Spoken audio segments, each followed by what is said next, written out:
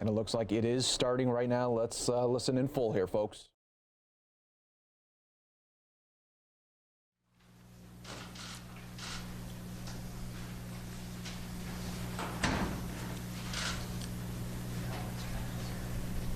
Good afternoon. My name is Sergeant Ben Hoster, and I'm the supervisor of the Public Information Office for the Scottsdale Police Department.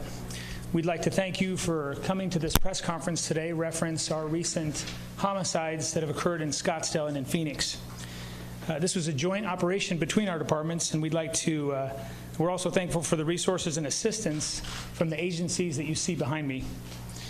And I would like to describe the order of events of this press conference, and we'll introduce our speakers today. Our first speaker will be Chief Alan Rodbell of the Scottsdale Police Department. Then we will go to Chief Jerry Williams of the Phoenix Police Department, followed by Sheriff Paul Penzone of the Maricopa County Sheriff's Office. Then we'll go to Michael Deleon of the FBI. He's the special agent in charge.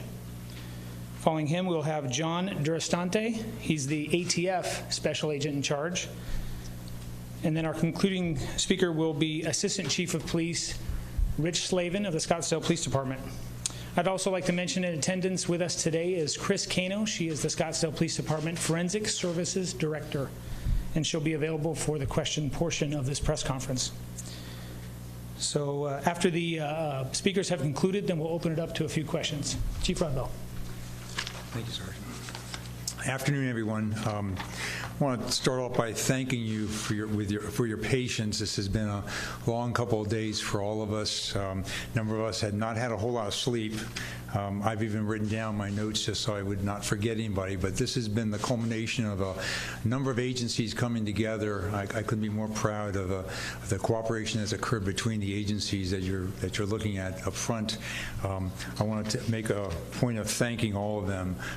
The FBI, ATF, Maricopa County Attorney's Office, Department of Transportation, Maricopa County Sheriff's Office, the Coconino County Sheriff's Office, and on behalf of the men and women of the Phoenix Police Department and the Scottsdale Police Department, we could not have accomplished this goal as quickly as this goal was accomplished in taking this individual off the streets and restoring public safety and confidence to our communities.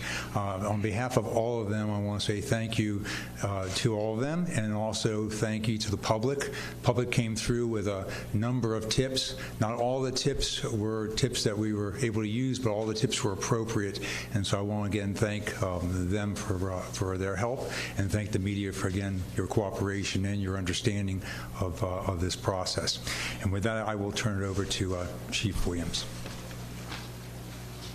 So good afternoon, and thank you, Chief Rodbell. Jerry Williams, Police Chief with the City of Phoenix Police Department. I believe I speak for all of us when I say that we want to contend our condolences to the families of the victims, the families of Dr. Stephen Pitt, the family of Valeria Sharp, the family of Laura Anderson, the family of Dr. Marshall Levine, and recently confirmed additional victims out of Fountain Hills. We're waiting to make next of kin notification. Please know that we share in your pain. We're sorry for your losses, and violence like this in our communities is something that none of us will ever understand. Taking the lives of innocent people should never make any sense, so I won't even try to explain that. I can say this, I believe this is true with my partners behind me. We pledge to continue to work with everyone in an attempt to stop future incidents and bringing those responsible for violence to justice. If there is anything positive that can come out of these atrocities, it is the speed and tenacity with which your law enforcement agencies join together to bring justice to our communities. With the homicide of Dr. Pitt so close in geographical proximity to our cities, Scottsdale and Phoenix began working together. Much like our criminal targets in our communities, your officers refuse to let physical boundaries hamper their efforts.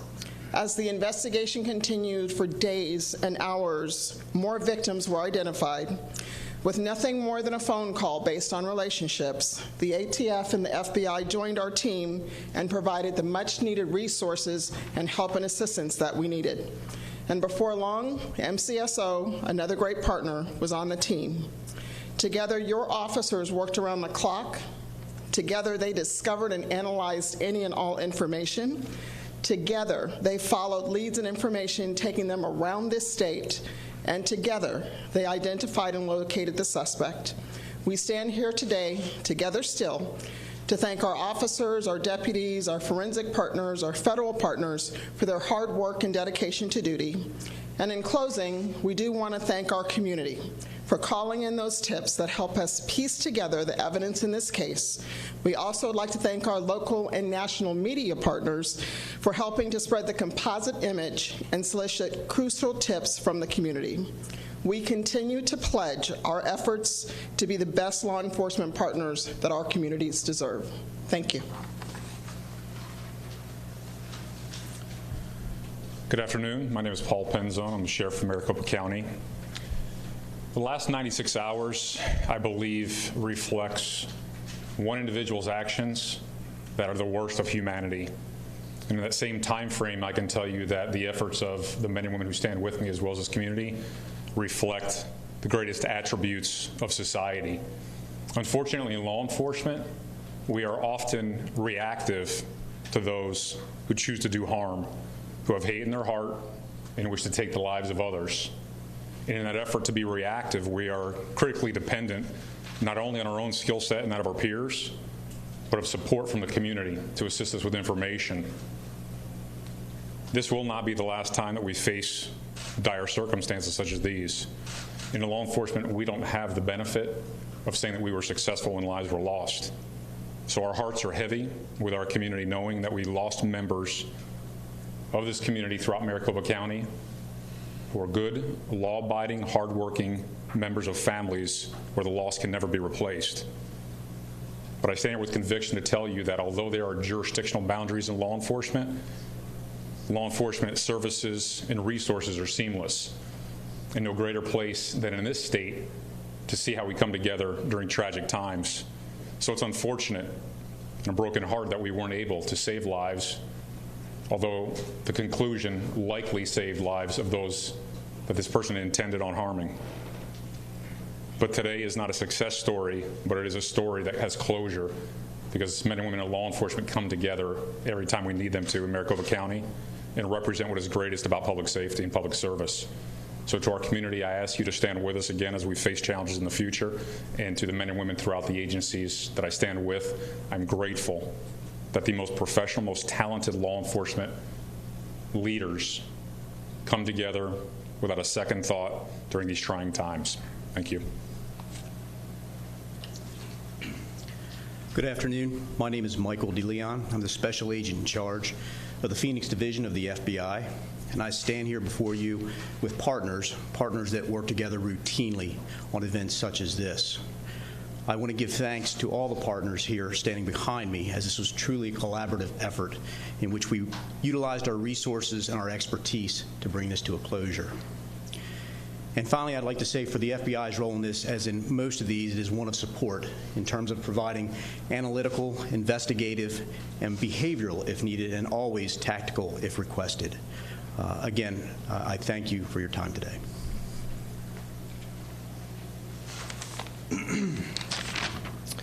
My name is John Durastanti. I'm the Special Agent in charge for ATF for the Phoenix Field Division.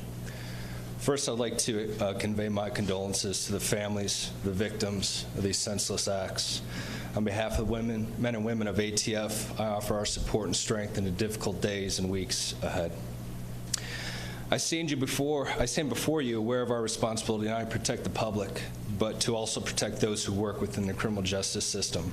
Those who work in prevention, suppression, and rehabilitation play vital roles, and their ability to work without fear is necessary for the sanctity of the justice system. Let me commend the work of our partners here at Phoenix Police Department, Scottsdale PD, Maricopa County Sheriff's Office, the County Attorney, and the FBI. ATF is proud to provide investigative resources at the National Correlation Center, the Firearms Tracing Center, and our Technical Operations Branch to assist in this investigation. I want to specifically recognize the City of Phoenix and the Phoenix PD for their support, investment, and partnership in the Crime Gun Intelligence Center. Our Crime Gun Intelligence Center worked all weekend to provide timely, relevant crime gun intelligence and support to this investigation.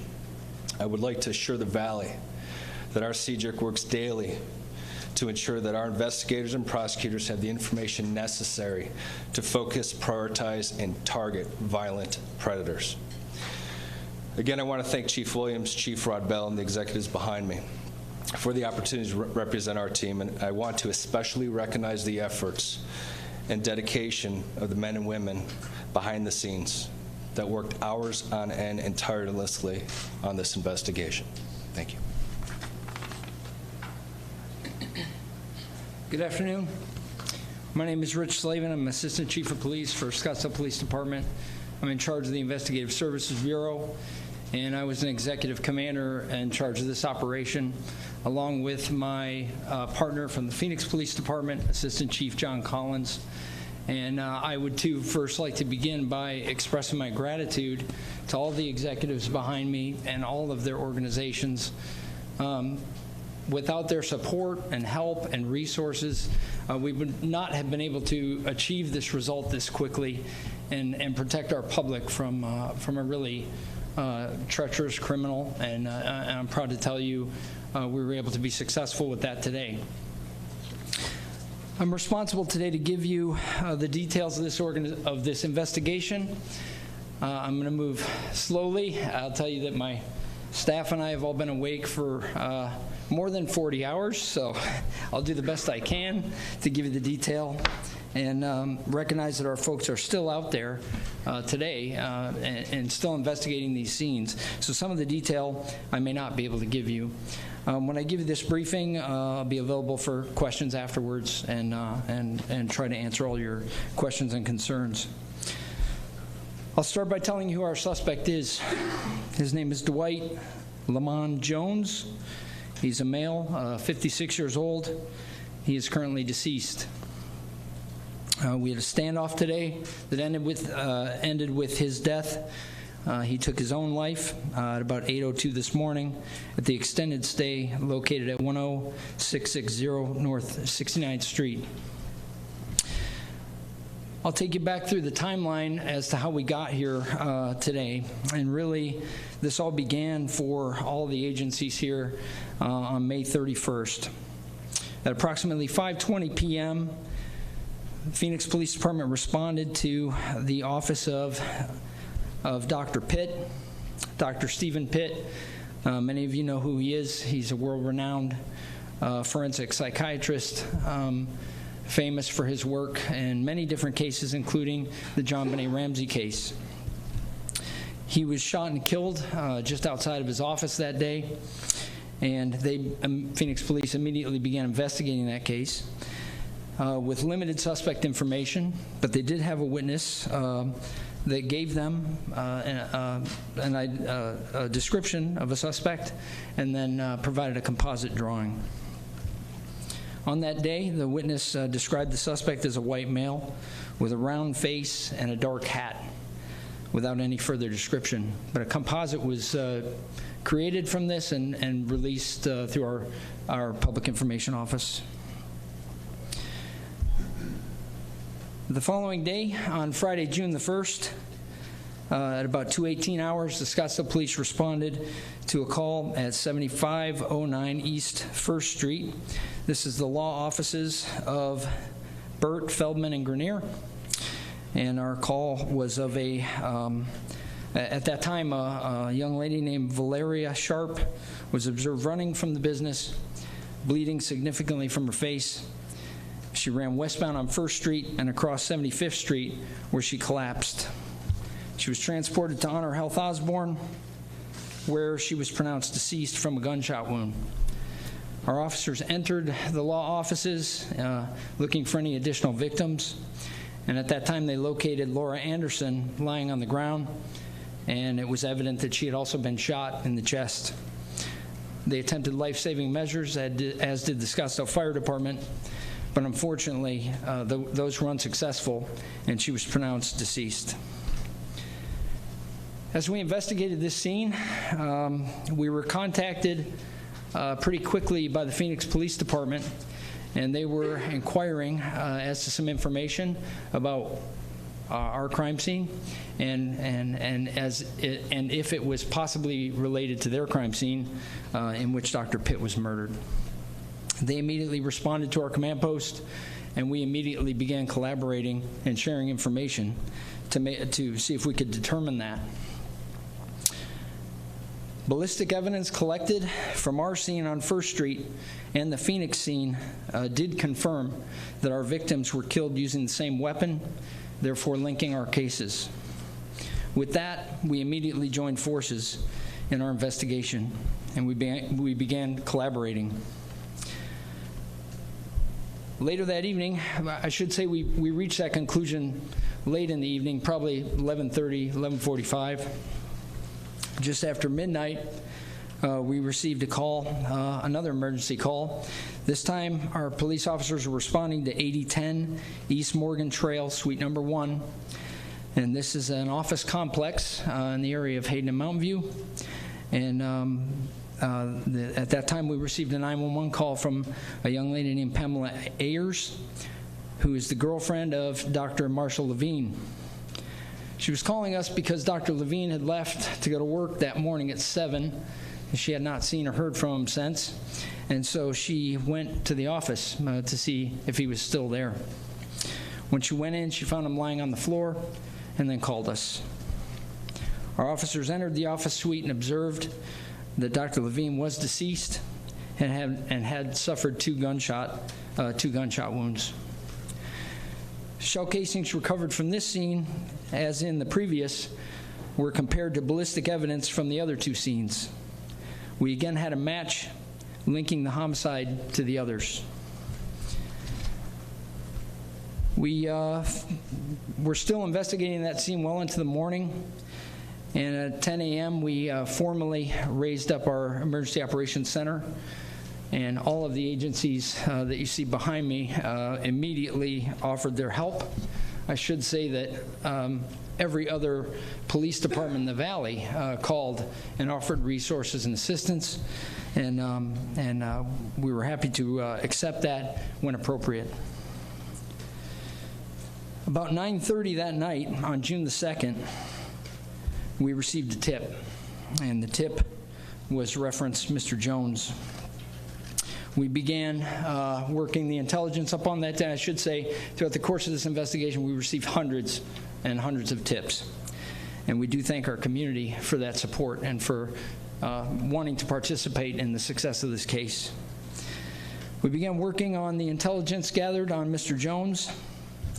And the following day, we're working this all through the night. The following day, on June the 3rd, at 10 a.m., we began actively trying to locate Mr. Jones. At about 11:30 a.m., in analyzing evidence, we believe that Mr. Jones was in the area of a residence in Fountain Hills, somewhere between 12 p.m. and 1:30 p.m. We were actively trying to locate him, but we had not located him until approximately 3:20 p.m. on that day, where we actually physically saw him driving his gold Mercedes and positively identified him. We covertly surveilled him for some time, and somewhere between really between 3:20 hours and 3:20 p.m. and close to 10 p.m. We had an active surveillance following Mr. Jones, monitoring his behavior and observing the places he was going and the things he was doing.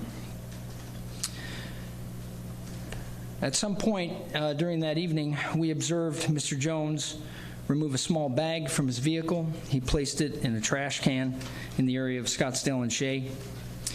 As he walked away from that, we recovered it, and we recognized immediately that it was a pistol. It was a small .22 caliber pistol, and that was inconsistent with any of our crime scenes as it relates to caliber used in these crimes. We knew that Mr. Jones, let me back up a little bit. On Dr. Pitt's homicide scene, the one in Phoenix, of course, the Phoenix Police Department gathered evidence and provided it to our crime lab as we were working collaboratively. And on one of those shell casings, we were able to obtain a DNA sample. Although we analyzed that sample and searched all the relative databases, we did not get a hit on who that would belong to.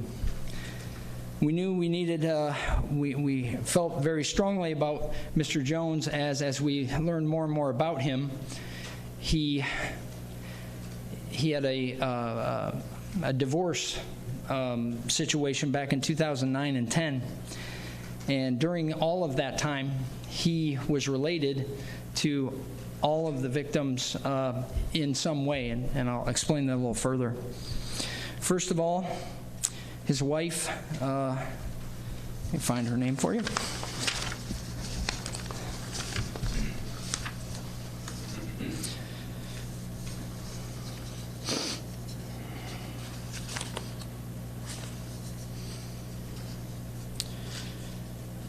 Excuse me 1 second.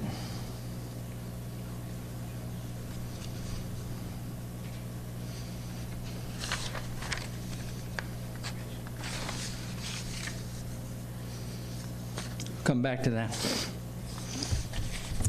His wife had retained the law offices of Burt Feldman and Grenier, and specifically Elizabeth Feldman as his attorney. This is the same law firm on First Street where two young ladies were murdered just a few days earlier. Secondly, as a part of his divorce proceedings, it was required that he was seen by Dr. Pitt. And in addition, his son, as a part of the divorce proceedings, had to see an additional psychiatrist that would normally have been in the same office space that Dr. Levine was in. But she wasn't in that space anymore. Dr. Levine was there, kind of a sublet situation. And so it directly related Mr. Jones to all three of these locations, and specifically to some of the individuals. And we started to see that Mr. Jones was visiting them in an effort to right some wrongs based on what we could see from some other evidence out there. He posted some YouTube videos as well. And he was visiting them with the intent, we believe, on killing Elizabeth Feldman and killing Dr. Pitt as well. So with all of this evidence strongly pointing towards him, we continued to surveil him. Let's talk about the Fountain Hills situation. So as we surveilled him on that day, we began our surveillance somewhere around 3:27 in the afternoon, although we had some evidence that led us to believe he was in the area of 14906 East Kit Fox Place in Fountain Hills somewhere between 12 p.m. and 1:30 p.m. that day. Not knowing his association to anyone at that residence, we first tried to determine that before we went and contacted them. But later in the evening, we decided to have the Maricopa County Sheriff's Office go to the residence and try to make contact. They tried several times, knocking on doors, going around the residence, and eventually, because they knew of our concerns, they used a ladder. They got to see through an upstairs window, and they immediately recognized that there was a gentleman inside that appeared to have been shot. They forced entry, and upon doing so, found another victim, a woman who had also been shot, and both were deceased. We contacted Maricopa County Sheriff's Office. We told them of the series that we had going and asked them to join our command collaborative and to work this case together, and they graciously accepted to allow us to continue to process scenes so that we had consistency between departments. And so the Scottsdale Police Department Crime Scene Unit responded to that address to process that scene. Getting back to Mr. Jones, I started to tell you that we observed him put something into a trash can, a small .22 caliber pistol, and it was later determined that that pistol belonged to the male victim from that residence. Additionally, we had that DNA sample that we needed to try and determine who it belonged to. And so we had some family members of Mr. Jones that were in northern Arizona. With the help of the Phoenix Police Department Air Unit, we flew a detective up there in the middle of the night. The Coconino Sheriff's Office picked that detective up and delivered him to the family, where we received buccal swabs so that we could bring them back and have them tested by our lab. They flew back, and right around 12:30 in the morning, we began testing. That's this morning. We began testing that. Within about 4 hours, we had a positive hit on Mr. Jones. Now that connects him to all our scenes, and I'll explain why. Because that was on, if you remember, that was on a shell casing at the first scene, on Dr. Pitt's scene. Now ballistically, we have linked all the shootings, except for the last one. We're still working on that one, the one in Fountain Hills. But all the other scenes we have linked to the same weapon. And now that we have Mr. Jones's DNA on a shell casing aligned with that weapon as well, that puts him in all those places. Additionally, we had a vehicle description for Mr. Jones.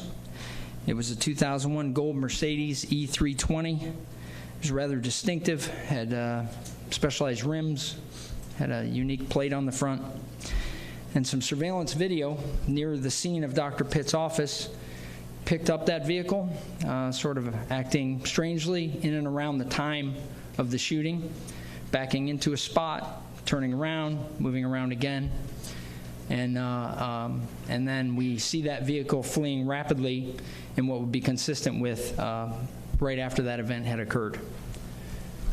Additionally, as we get back to the law firm, about 30 minutes before our shooting on that day, which was about 2:18 is when our call was in the afternoon. About 30 minutes before that, our traffic cameras picked that vehicle up, driving westbound on Thomas from Hayden. Some additional surveillance cameras in the area also capture that vehicle within about 1 minute of our murders. And then that vehicle is picked up once again at Hayden and Thomas, going northbound this time on Hayden. With all of this evidence, what we needed was that hit on DNA. We had great circumstantial case, Mr. Jones, but we really wanted that definitive proof that it was him, and it was his DNA on those shell casings that took us through all those scenes. We had that proof, and we knew that he was our suspect and murderer. This morning, the Phoenix Police Department Special Assignments Unit began evacuating units around his unit at the extended stay in an effort to make that a very safe place for us to conduct business with a very violent man. They were very successful in that. They evacuated most of the first and second floor and were well into the third floor when we believe Mr. Jones detected their presence, and he began firing at them. Somewhere between 7 and 8 rounds were fired. All officers were safe and okay, and they began countermeasures to ensure that they could put him in a position of disadvantage. The gunfire stopped, and they methodically moved forward, clearing carefully, ensuring that they were safe. And eventually, in this action, they found that Mr. Jones had killed himself, self-inflicted gunshot wound. That scene is active right now. In fact, we are still there, still collecting, processing evidence, and I suspect it will go well into the evening, possibly into tomorrow morning. We're taking our time and making sure that we don't miss anything, and that we give these victims and their families the justice that they deserve. All right, I feel like I've been talking for a while. Are there any questions? Can you give us any sense of what the link is of the two folks in Mountain Hills? Are they family, or did they know him on a professional level like the other people? At this time, we don't have the same kind of linkage that we have with the other with the other scenes. And so that's one of the things we're investigating. And Mr. Levine, it sounds like he was truly wrong place at the wrong time. He was not the counselor who had involved in this case. He was just in that office space. Is that correct? Yes, sir. That's correct. I think it was Sheriff Pinzone who said that there were more potential victims on this person's list. Did you mean the attorney Feldman? Is that what we're talking about there? Yeah, we believe that she was definitely a target of his. She wasn't present in the law firm on that day, and unfortunately 2 employees were.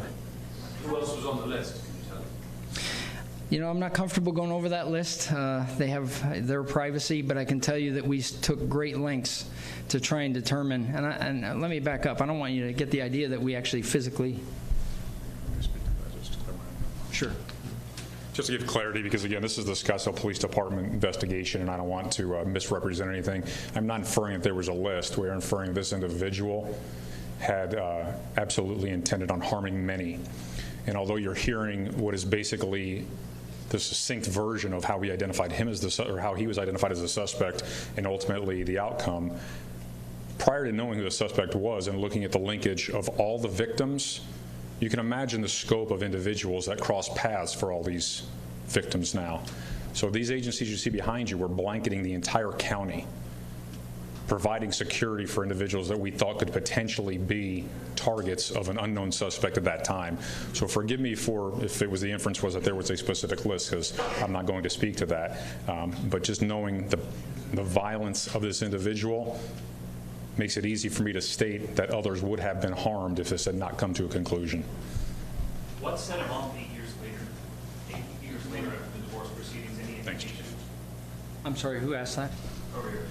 What was the question, sorry? Do you have any idea of what the motive was now, 8 years after his divorce proceedings, 8 years after he met Dr. Pitt? No, we don't. How is the ex-wife and also the child doing? Have you guys had any concern that they're willing to stop? Yeah, they're doing fine. We ensured that they were safe the entire time. They were very helpful and cooperative throughout the investigation so far. Did he at any time try to harm them? Once again, I'm sorry. Did he at any time try to harm them? Not that we can see right now. Can you clarify the Fountain Hills timeline and when you think these folks were shot to the point that you learned of their deaths? And if he was being trailed in between, how come he wasn't traced back to that faster? So I can't tell you when they were shot. That scene is still under investigation. I can tell you that I am confident that our surveillance of him began after that would have happened. After Dr. Pitt's murder, the sketch was put out in the description of a white male, and I understand witness events, it gets a little convoluted. But when you thought you had a suspect in Jones, I believe it was Saturday night, if I'm following the timeline correctly, do you believe that then should have been put out to the public? We did hear from a lot of people that were very scared for good reason, that they were thinking there was a white guy in a ball cap that was out there, and that clearly didn't become the case. I'm going to separate the two issues, whether he was white or African American. We get hundreds of tips. Witnesses provide detail all the time, but we have to provide very careful analysis of all that information. That witness gave us his best recollection at the time, but as we develop information that really tied these scenes together, Mr. Jones was clearly a strong candidate, and everywhere we turned, we kept finding more and more links to either individuals that belong to these locations or the locations themselves based on the divorce from about 8 or 9 years ago. Can you give us just the bottom line? Let me interrupt real quick. Sorry to do that. The chiefs are very busy, so I'm going to take this time to allow the chiefs to leave the room and the department heads to do so. They're very busy, and then we're going to continue with questions. So, chiefs, if you would. Thank you. Are there any potential victims out there? Of course, that's one of our biggest concerns. We don't have any evidence of any additional victims right now. Anyone that we think would have been tied to them based on this divorce settlement or any of the other intelligence we've been analyzing. We have spoken with. They're safe, and we don't believe they were ever in harm's way, although we took many measures to ensure that. Can I talk about this car? So when did you first realize that that was his car on that tape from near the Pitt murder? Did you realize that Friday night? That was potentially his car? You know, no. I mean, that evidence came out later. So as detectives were canvassing those scenes, that particular video came from a neighboring business that you might not think would have even captured it, but fortunately it did. So later on in the investigation, when they got that, of course, they brought it to the command post. We started to analyze it, and then we started to look for that vehicle in our other scenes, and when it started to show... What time was that you started to look for that vehicle in other scenes? I'm gonna have to refer back to all our notes. I'm sorry, I can't say off the top of my head. I mean, but we'll get it. We'll get it to you. I mean, yeah, I mean, it would have been in that Saturday, Sunday time frame. We were working 24 hours a day, so I can't really tell you specifically. some members of the public have said to us, you know, they had a description of the car. Why didn't they put that? Well, I mean, it's a fairly common car. It's a gold Mercedes. It's a very distinctive looking car. Well, it had distinctive characteristics that would help us identify him in that car. But there weren't, it wasn't like anything too specialized. It had some rims and a particular placard on the front that we were looking for. At this time, remember, we're still developing our probable cause to determine that he is the one actually doing this. And in order to allow us to investigate this to the best of our ability, we have to be careful with the information that we share sometimes. So just to be clear, the protection was offered to Dwight Jones's ex-wife, child, and her family once you guys identified him as a suspect Saturday night? Yeah, sometime in that time frame, when we started receiving that, we had contact with her real quick. And we immediately started talking about how she felt and if she felt safe, and we established that she was. Did she cooperate at all or give any sort of reasoning as to maybe why he could be now going after all these people tied to their divorce? She was completely cooperative. I don't think she can understand his reasons. Can you talk about I know he had a previous history with your guys' department. He was either abusive to his ex-wife or his children. I understand that not during this spree he was abusive to them or violent. Can you talk about his past interaction with you guys? So about 2008, 2009, we had arrested him for domestic violence charges, assault, disorderly conduct, threats, and the victims of those crimes were his wife at the time and his child.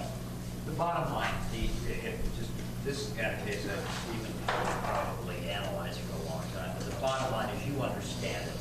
This is a guy angry over a divorce and went out to seek his revenge with people who were involved in that divorce. Is it that simple? I don't know if I can say it's that simple. I can't talk to what was going through his mind. What's the motive? As you see it now, what was the motive?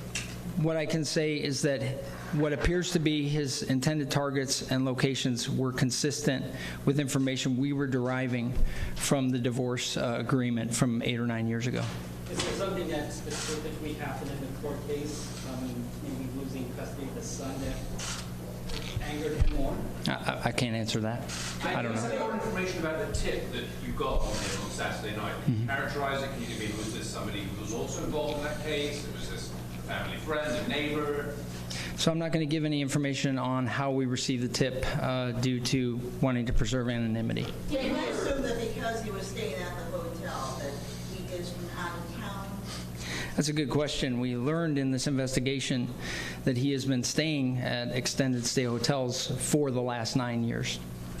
When you were surveilling him, that's when you went around him, so you believe you went before you guys started? No, we were at the stage where we wanted to start finding him, and in doing that, we uncovered some evidence that showed us that he had been in Fountain Hills, but we had not found him yet, or started surveilling him until a few hours later. Did you guys find any notes or materials or anything inside of his hotel room that's helping you in your investigation to figuring out why he did this? Yeah, I can't comment on that. That scene is currently active. Did you gain any information from the YouTube videos? I know a number of them have been taken down now. Was that at your request, or do you know if YouTube did that? That was not at our request. Did you And gain any information from those? Were you able to help narrow down what you were looking for with that? There was some interesting information there that mentioned some of the people specifically. So was he saying that, or are you saying that where he was found, that's what we should say was his current permanent residence? I mean, that's where he was living? He wasn't just staying there to... Yeah, he would move from an extended stay to another.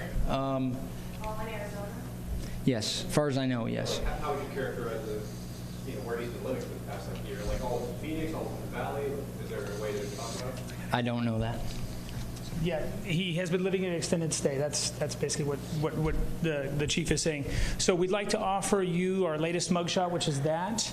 You see there, if you would please email the PIO office, we can make that available electronically. That's pio@scottsdaleaz.gov. So we thank you for your participation today, and thanks for being here and helping us get the message out. And have a good afternoon.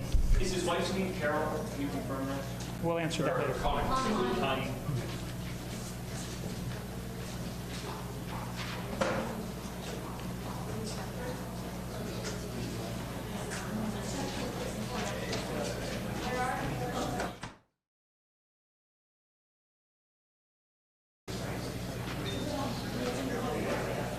Excuse me.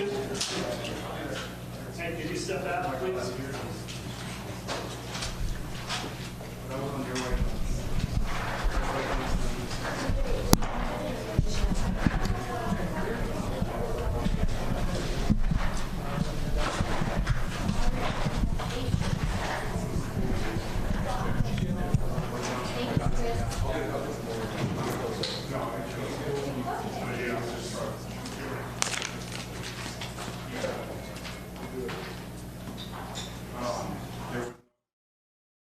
All right, folks, so that was the update there, and you're taking a look there at the suspect Dwight Jones, where police say he is involved in 6 deaths right now. Wow. All right, so we'll continue to follow this story here for you, and we will re-rack this entire news conference coming up in just a little bit, just in case. Maybe you came in the middle of it, maybe you came near the end and you want to see it all in the beginning. We'll replay that here for you in a moment.